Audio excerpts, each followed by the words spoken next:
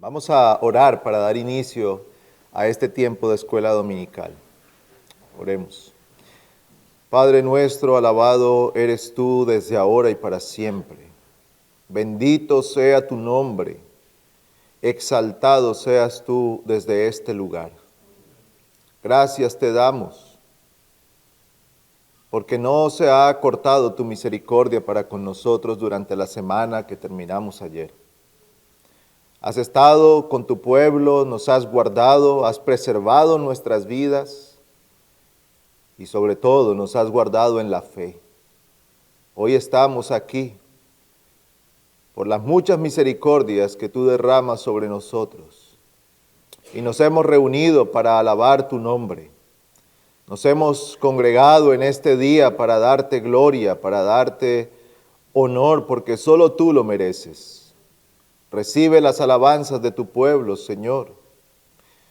Trata con nuestros corazones a través de tu palabra. Dirígenos a tener pensamientos santos, piadosos, pensamientos bíblicos, y que esas meditaciones del corazón produzcan una vida de obediencia, de piedad y sujeción a ti. Que tu nombre sea conocido entre los hombres, que hoy sea proclamado el Evangelio entre los perdidos. Te pedimos esto, Señor, suplicando la gracia de nuestro bendito Redentor, el Señor Jesucristo. Amén. Busquemos Isaías capítulo 46.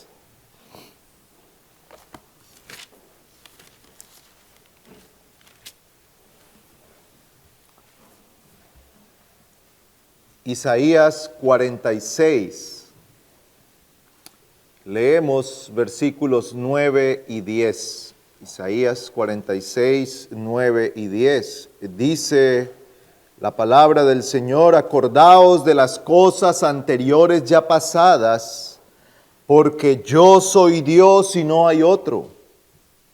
Yo soy Dios y no hay ninguno como yo, que declaro el fin desde el principio y desde la antigüedad lo que no ha sido hecho. Yo digo, mi propósito será establecido y todo lo que quiero realizaré.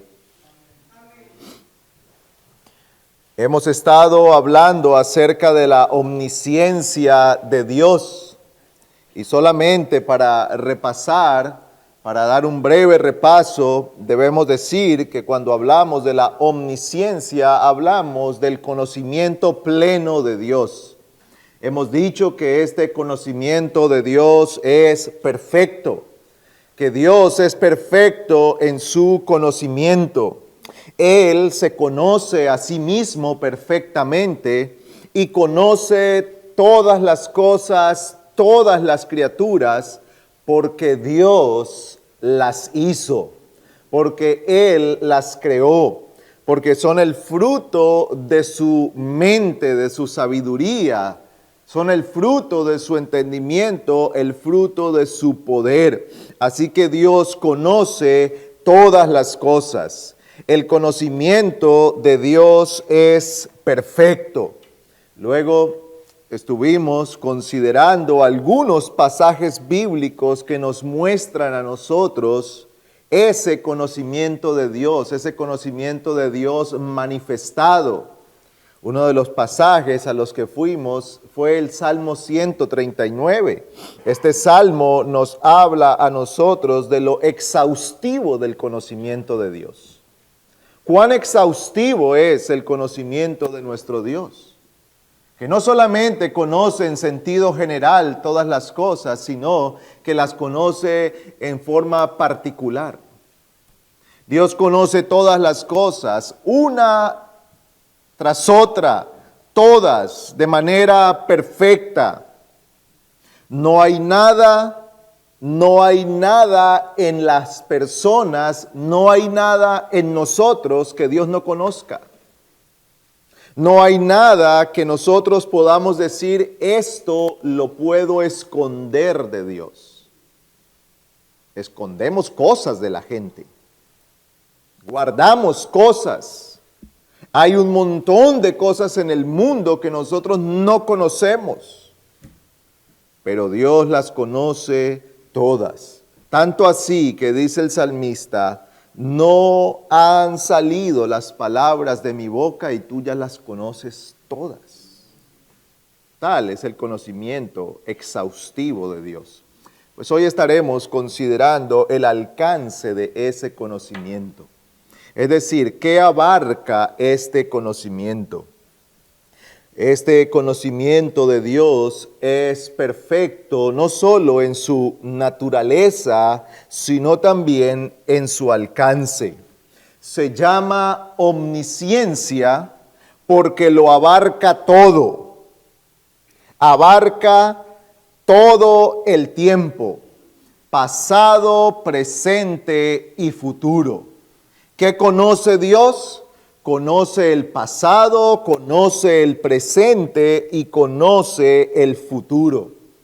Todo lo histórico, todo lo que fue, todo lo que pasó, todo lo que ha ocurrido en la historia del mundo y en la historia de cada persona, Dios lo conoce.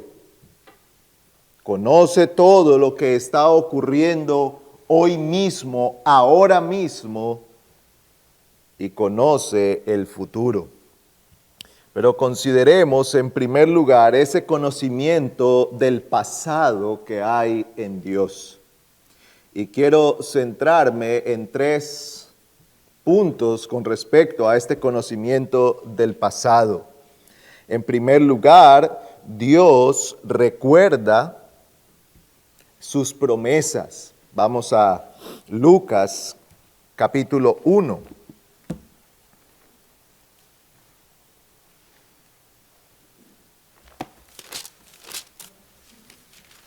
Lucas 1, 68.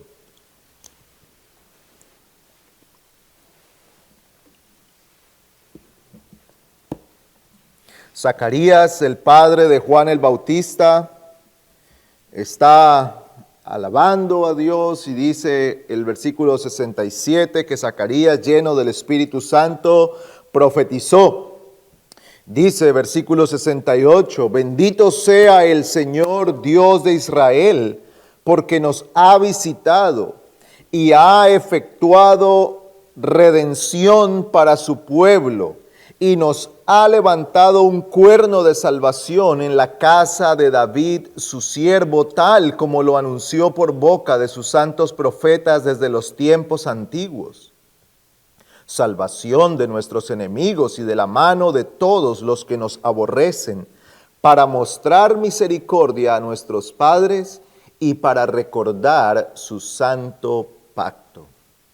Las Escrituras destacan que Dios recuerda, y una de las cosas que destaca la memoria del Señor en la Escritura es con respecto a sus pactos, sus votos, sus promesas a los hombres. Él había prometido levantar un Salvador y pasaron siglos y ocurrieron muchas cosas en la historia y ocurrieron muchas cosas en la historia del pueblo de Israel. Ocurrieron muchas cosas en la historia de la humanidad. Porque recuerde que nosotros empezamos con una promesa en Génesis 3:15, que de la simiente de la mujer se levantaría uno que aplastaría la cabeza de la serpiente. Y es allí una promesa y pasan siglos hasta que viene el Señor Jesucristo, el cumplimiento de aquella promesa. Así que la Biblia destaca de manera particular cómo Dios recuerda sus pactos, sus promesas. Y esto ha de ser un gran incentivo para nosotros a la hora de confiar en nuestro Dios. Porque Él no se olvida de lo que ha prometido. Él ha dicho y lo hará. Él ha prometido y sus palabras se cumplirán. Dios no es un hombre para que mienta, ni es un hijo de hombre para que se arrepienta. Si Él lo ha dicho, Él lo hará. Dios tiene memoria perfecta, no se olvida de las cosas, pero no solamente tiene la capacidad de recordar, sino que se ha comprometido a cumplir sus promesas. Pero hay algo más que la Biblia destaca que Dios recuerda. Vamos a Hebreos capítulo 6.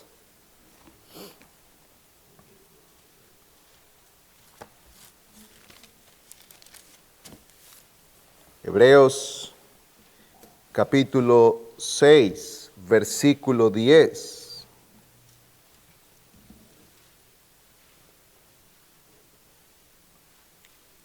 Dice la Escritura, porque Dios no es injusto como para olvidarse de vuestras obras y del amor que habéis mostrado hacia su nombre, habiendo servido y sirviendo aún a los santos.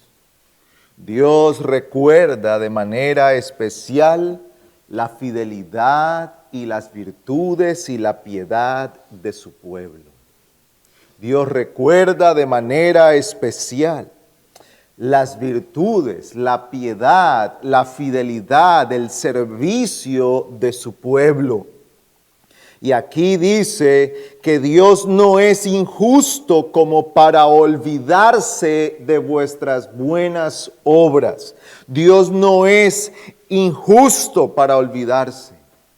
Qué triste cuando la gente se olvida de los que un día le dieron la mano. Y eso ocurre en todo tiempo. Los hombres olvidamos quién nos dio la mano en un momento.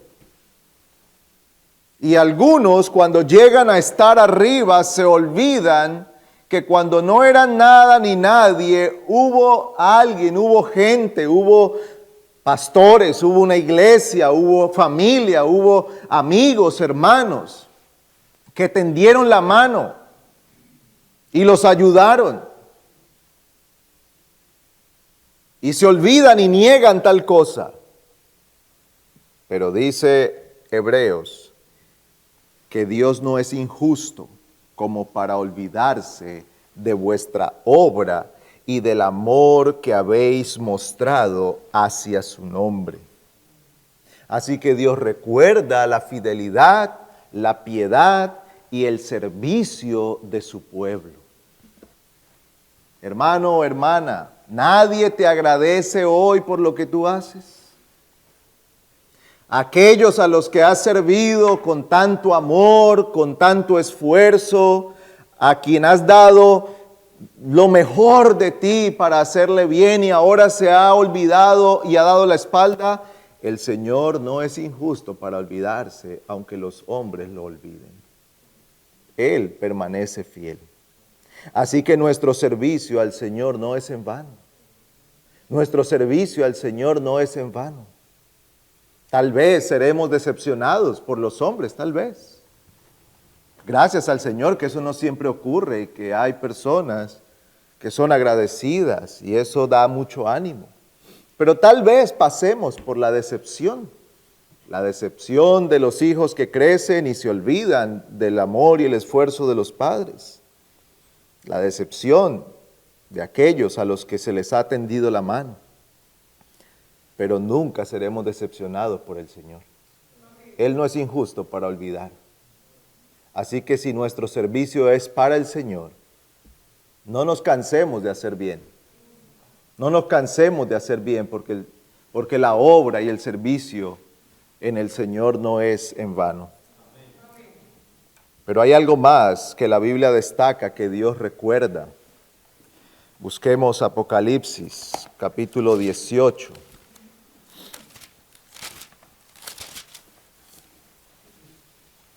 Apocalipsis 18, 5.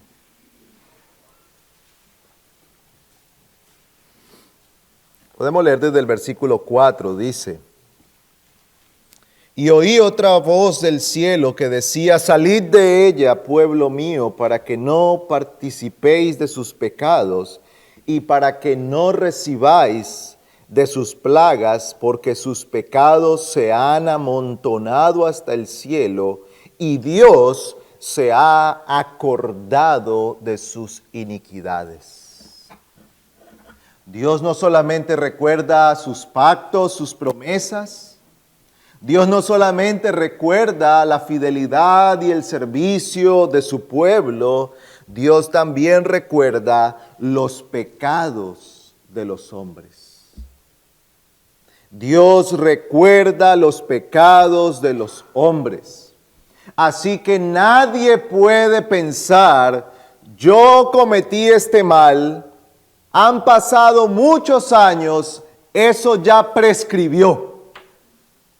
Tal vez prescriba en nuestra ley, justicia humana, tal vez pasen tantos años que ya nos digan, ya por eso no va a ser juzgado.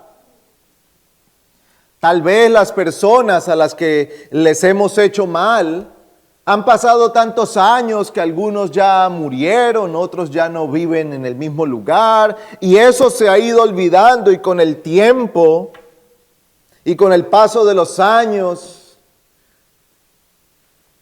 se van cubriendo con las arenas del tiempo y va quedando sepultado el recuerdo de muchas cosas que ocurren entre los hombres, y a veces ya ni nos acordamos de eso. A veces no nos acordamos cuando alguien ha hecho algo contra nosotros o cuando nosotros hemos hecho algo contra alguien. Pasa tanto tiempo y empezamos a decir, bueno, no era ni tan grave, ya pasó. Pero no ocurre así en la memoria del Señor. Dios ve los pecados de los hombres, y los pecados de los hombres siempre están delante del rostro del Señor, y siempre están en la memoria del Señor.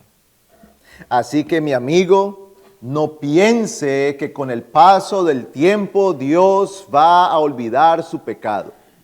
No piense que por el paso de los años Dios olvidará sus pecados. No piense que solamente fue un asunto de juventud, solamente fue un pecado de los impulsos de la niñez o de la juventud. Dios no va a tomar en serio esto. Esto no es tan grave como para ponerle tanta atención a estas cosas. No. Dios no olvida los pecados de los hombres, y un día nosotros seremos juzgados por todas nuestras obras.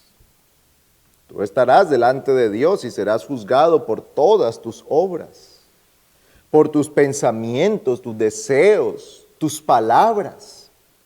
Serás juzgado por todas las cosas, y el que juzgará será aquel del que se dice que delante de él están abiertas y desnudas todas las cosas. Aquel que lo ve todo, que lo conoce todo, que examina el corazón, que descubre los pensamientos, aquel de quien no podemos cubrir nada porque todo está expuesto ante su mirada, ante su conocimiento, es Él quien juzgará la vida de los hombres. No seremos juzgados por gente que ya no se acuerda de lo que hicimos. No seremos juzgados por personas que con el paso del tiempo van dejando que las cosas tengan menos seriedad y menos gravedad. No, seremos juzgados por aquel que lo conoce todo, que no olvida y que el paso del tiempo no le afecta. Él será tu juez. Él será nuestro juez. Delante de Él están todos nuestros pecados. Por eso nuestra necesidad de arrepentimiento delante del Señor. Por eso nuestra necesidad del perdón de Cristo. Por eso nuestra necesidad de venir ante el Señor, confesar nuestra maldad y buscar el perdón que solamente podemos tener en Cristo. Los hombres dicen, el tiempo todo lo cura. El tiempo no cura el pecado. El tiempo no quita la culpa. El tiempo no nos hace menos injustos o menos culpables delante de Dios. Tan culpables como hace 50 años cuando cometiste ese pecado, eres hoy. Y a menos que Cristo te perdone, no hay esperanza de vida eterna. Pero Cristo está allí para el perdón de nuestros pecados. Y Él ha ofrecido perdón de todas nuestras inmundicias y de todos nuestros pecados. Ven a Él y arrepiéntete. Pero Dios conoce todo lo presente. No nos vamos a detener allí porque hablamos extensamente de esto la última vez. Dios conoce todo lo presente y una razón básica para eso es lo que dice el Salmo 139, que Dios está siempre presente en todo lugar. Oh Señor, tú me has escudriñado y conocido, tú conoces mi sentarme y mi levantarme. Desde lejos comprendes mis pensamientos. Tú escudriñas mi senda y mi descanso y conoces bien todos mis caminos. Aún antes de que haya palabra en mi boca, he aquí, oh Señor, tú ya la sabes toda. Por detrás y por delante me has cercado y tu mano pusiste sobre mí. Tal conocimiento es demasiado maravilloso para mí, es muy elevado, no lo puedo alcanzar. ¿A dónde me iré de tu espíritu o a dónde huiré de tu presencia? Si subo a los cielos, he aquí, allí estás tú. Si en el Seol preparo mi lecho, allí estás tú. Si tomo las alas del alba y si habito en lo más remoto del mar, aún allí me guiará tu mano y me asirá tu diestra. Si digo, ciertamente las tinieblas me envolverán y la luz en torno mío será noche, ni aún las tinieblas son oscuras para ti, y la noche brilla como el día, las tinieblas y la luz son iguales para ti. Dios lo conoce todo, porque Dios está presente en todo lugar, en todo tiempo. No hay nada, nadie, no hay ningún lugar, no hay oscuridad, no hay un búnker, no hay un submarino, no hay una estación espacial internacional a donde nos vayamos y digamos, allí me puedo esconder. Tal vez usted sea uno de los que está comprando un terreno en Marte. Allí está el Señor. O compra una isla para usted solo, allá, lejísimos de toda la civilización. Allí está el Señor tan presente como lo está en cualquier ciudad del mundo. Dios lo conoce todo, pero no solamente está presente en el lugar, Él ve el corazón, Él conoce los pensamientos. Por eso su alcance es completo. Pero también Dios conoce el futuro. Dios conoce el futuro. Y este es uno de los asuntos que más causa intriga y ante el cual nosotros debemos tener un buen entendimiento, pero también la humildad para reconocer que no logramos comprender plenamente cómo esto funciona. Ciertamente que el hombre es libre en sus acciones, pero a la vez Dios ha decretado todas las cosas. Y ante la pregunta, ¿cómo conoce Dios el futuro? Algunos han respondido que Dios conoce el futuro porque tiene una gran capacidad para descubrir lo que los hombres harán. Así que algunos han dado respuesta a esa pregunta diciendo que Dios tiene la gran capacidad para anticipar lo que los hombres harán, y eso se parece más como a una gran capacidad para adivinar lo que los hombres van a hacer, y que por eso Dios conoce el futuro. Así que cuando hablamos, por ejemplo, de cómo Dios sabe quién va a creer, entonces algunos han respondido que Dios tiene el poder para descubrir en quiénes habrá fe. Y Dios tiene el poder para descubrir quiénes creerán en el Evangelio y quiénes lo rechazarán. Y entonces, a la luz de ese conocimiento, Dios ha escogido a unos porque Él pudo descubrir quiénes creerían en Él. Pero hermanos, aunque esto puede parecer algo lógico en nuestro entendimiento para explicar cómo es que Dios conoce el futuro, no es correcto a la luz de la palabra. Ese no es el entendimiento bíblico del conocimiento previo de Dios, o lo que se llama en la teología la presciencia de Dios. No la presencia de Dios, sino la presciencia de Dios.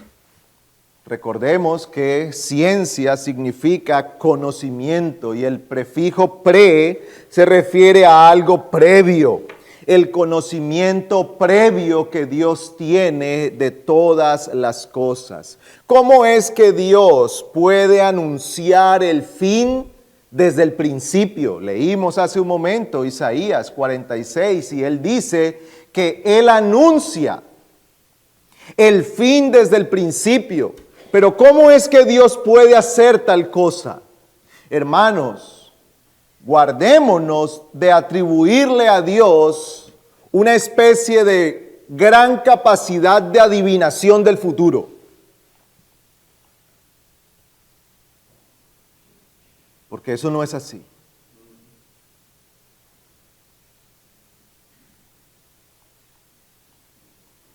Hay una inclinación humana por la adivinación y por eso Dios la prohíbe. Hay una inclinación humana por desarrollar el poder de descubrir el futuro.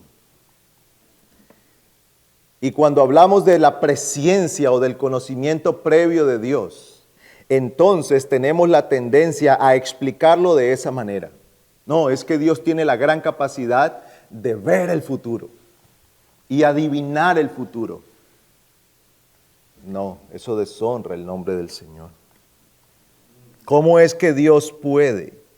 ¿Cómo es que Dios puede dar a conocer el fin desde el principio?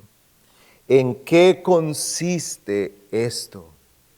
La respuesta no es otra sino el decreto eterno y soberano de nuestro Dios.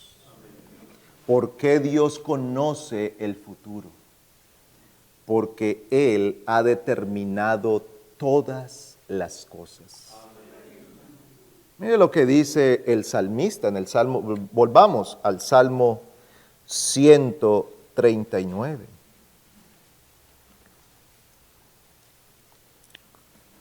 El versículo 16 dice: tus ojos vieron mi embrión, y en tu libro se escribieron todos los días que me fueron dados, cuando no existía ni uno solo de ellos. Aquí el salmista lo expresa con estas palabras sencillas a nuestro entendimiento, y se está refiriendo a este consejo eterno de Dios o a este decreto eterno de Dios como el que se escribió un libro.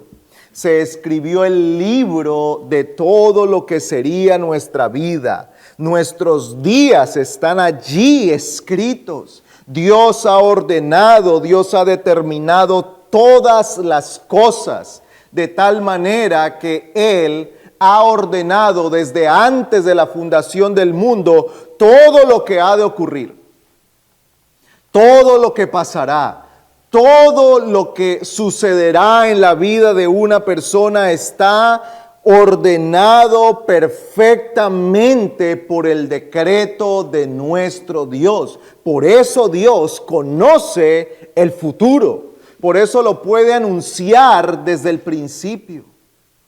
Así que esto va mucho más allá de un gran poder para adivinar el futuro. Eso sería poner a Dios muy bajo. Aunque parece muy alto, sería poner a Dios bajo. Es que Dios conoce todas las cosas porque Él las escribió, Él las ordenó, Él las determinó cada una de tal modo que ahora se está desarrollando tal lo que Dios hizo. Ahora,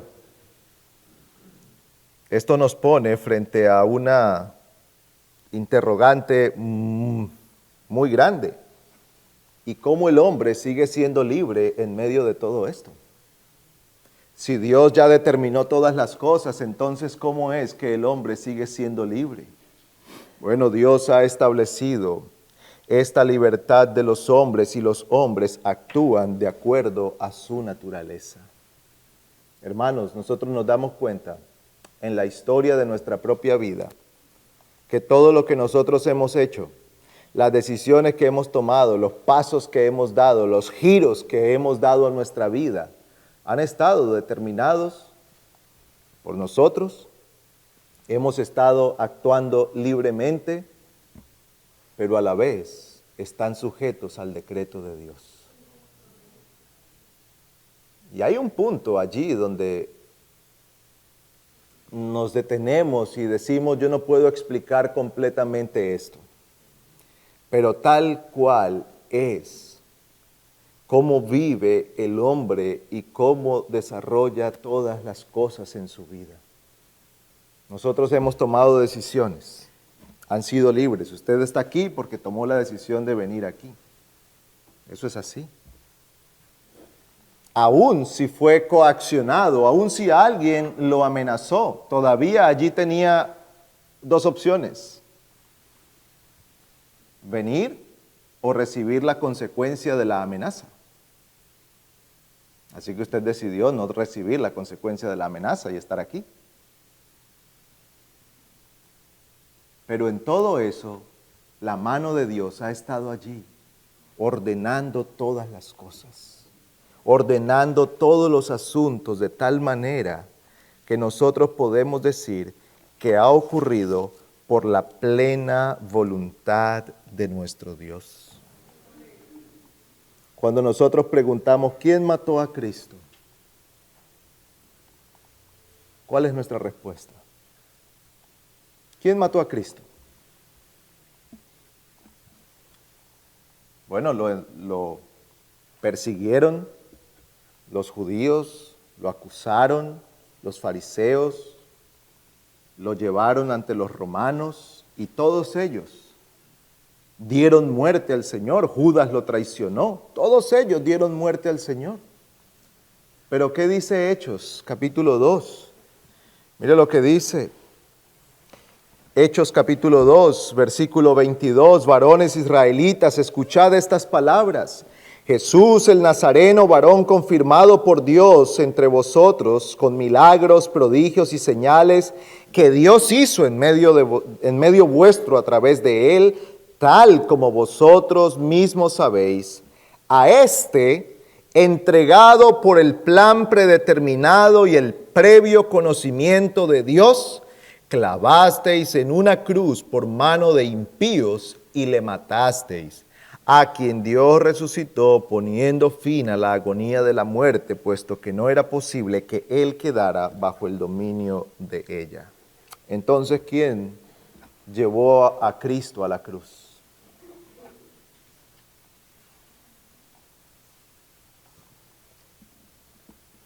Estos hombres actuaron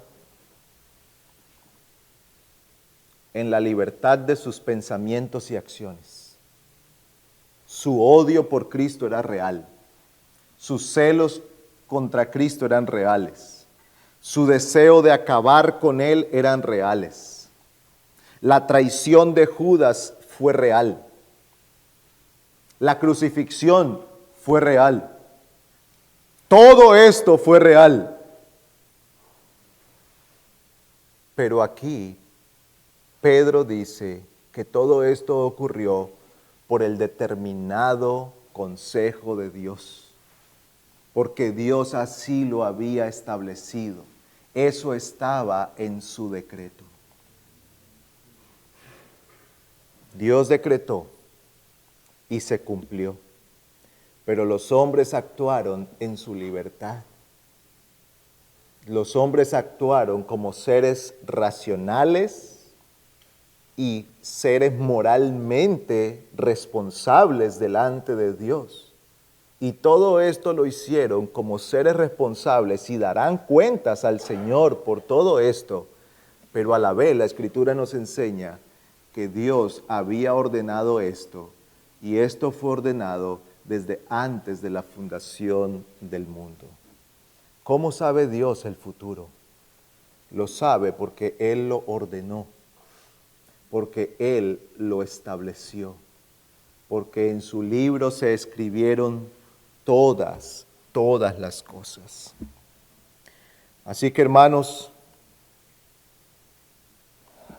cuando pensemos en la elección para salvación, no debemos pensar simplemente en que Dios pudo prever desde antes quiénes iban a creer, sino que Dios determinó aquellos que creerían. Y Dios estableció todos los medios para que estos hombres llegaran al conocimiento de Dios y llegaran a creer en el Señor, y todo esto fuera hecho voluntariamente por seres responsables. Porque ninguno de los creyentes que está aquí cree obligado. Si usted cree obligado, no cree. Todos los que estamos aquí y que creemos en Cristo, lo hemos hecho porque de corazón le hemos buscado. Pero Dios hizo todo lo necesario para que le pudiéramos buscar de corazón, porque Él había establecido desde antes de la fundación del mundo que le buscaríamos. Así que cuando pensamos en el conocimiento previo de Dios, ¿qué cosas podemos nosotros meditar para alentar nuestro corazón o para exhortarnos? En primer lugar, hermanos, debemos recordar que el Señor es el Señor del futuro y no nosotros. No debemos obrar ni hacer planes de manera soberbia o arrogante. Y allí volvemos a recordar el pasaje conocido de Santiago 4, 14 y 15, donde dice que algunos hombres dicen vamos a hacer esto y vamos a negociar y vamos a ganar, cuando no sabemos ni siquiera lo que va a pasar en el día de mañana. Y ahora justamente estamos terminando un año y empiezan los planes, las ideas para el próximo año. Y ciertamente que debemos planear y debemos pensar en lo que haremos, porque esa es nuestra realidad hoy. Pero debemos hacerlo con la humildad y el reconocimiento que no está en nuestra mano el futuro. No está en nuestra mano el futuro. Y el miércoles se decía, cuando se presentaban algunas fechas para ciertas reuniones que tendremos, esto lo hemos planeado, pero estamos en manos del Señor. Y estamos en manos de la providencia. Y esa es nuestra realidad. Hoy estamos aquí y hoy hacemos planes, y hacemos planes para mañana y para una semana y para un año, para 10 años. Pero hermanos, la realidad es que estamos en manos de nuestro Dios. No podemos caer en un fatalismo y decir, pues como no sabemos lo que va a pasar, no hagamos nada, que lo que va a pasar pasará. No, esa no es nuestra responsabilidad. Nuestra responsabilidad no es tratar de adivinar el futuro de esa manera. Nuestra responsabilidad es entregarnos a servir y a vivir para el Señor con lo que Él nos ha dado hoy, con lo que podemos proyectar para mañana, pero con la humildad suficiente de decir, Señor, estamos en tu mano. Nuestros planes están en tus manos. Nuestra vida está en tus manos. Y lo que ocurra con lo que nosotros estamos planeando y con lo que nos proyectamos a hacer, será el resultado de tu voluntad para nosotros. Y eso nos permitirá vivir en una tranquilidad, en la tranquilidad del que confía en el Señor, en la tranquilidad del que puede decir: la providencia ha abierto puerta, vamos a seguir adelante. Pero también ese mismo puede decir: la providencia ha cerrado la puerta y tenemos que aceptar lo que Dios ha hecho. Es Dios el Señor del futuro. Es Dios el Señor de la vida. Es arrogante decir: yo dentro de 10 años voy a estar haciendo tal cosa. ¿Qué sabemos nosotros? Joven, no tienes 20 años todavía, o tienes 20, estás en los 20. ¿Qué sabes tú si llegarás a los 70, 80? No seas arrogante pensando que la vida te viene por delante todavía y que no hay nada que la detenga. No, confía en el Señor, entrega tu vida al Señor y disponte a servirle a Él hoy. Vive para el Señor hoy y confía en Él. Y en segundo lugar, hermanos, debemos confiar en las promesas de Dios para el futuro. Es Él el Señor del futuro, pero también hemos dicho que Él recuerda sus promesas. Ninguna de sus palabras de salvación o de juicio caerán al suelo.